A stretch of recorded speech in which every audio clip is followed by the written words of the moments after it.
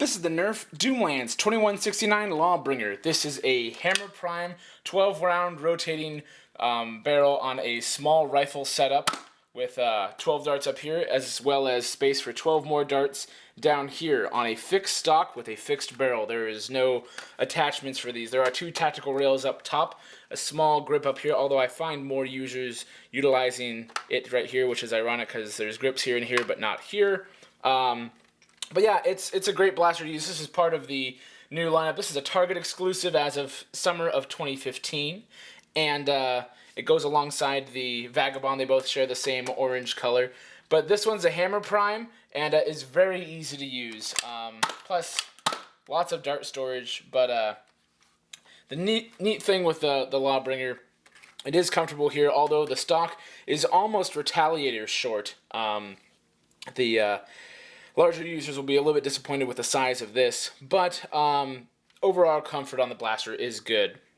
You've got this clear panel here on the side, which is seeming to be a Doomlands 2169 staple for their blasters, and it's showing you the internals, which is interesting because these internals are recycled from the highly popular Hammer Shot. This is from the Zombie Strike lineup. Ironically enough, this is part of the debut for that lineup as well.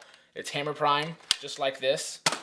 They're both getting about the same ranges, actually. Maybe the Hammer Shot a little bit better, maybe just because it doesn't have to shoot through a barrel, or perhaps the seal is better. But yeah, pretty much identical. Even the part for the Hammer Prime itself is identical.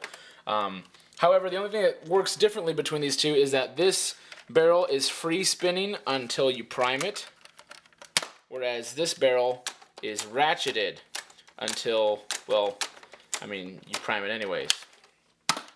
But yeah, so that's a little interesting.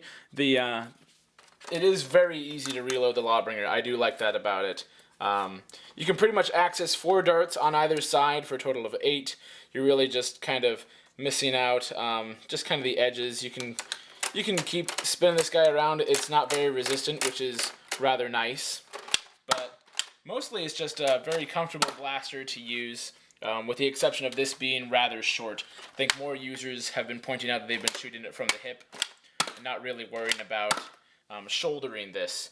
The blaster itself is solid, although it's not quite getting the ranges that the smaller Vagabond is. That's interesting because this is the kind of the flagship of the initial release for the Doomlands blaster lineup. Even the cartoon character on the box is depicted holding a Lawbringer in the cartoons and stuff that they've been showing when this series first came out. So I'm a little disappointed that it's not quite getting longer ranges than the smaller, cheaper Vagabond. But regardless, it's still a solid blaster. It still looks great and performs great. So this is the Doomlands 2169 Lawbringer.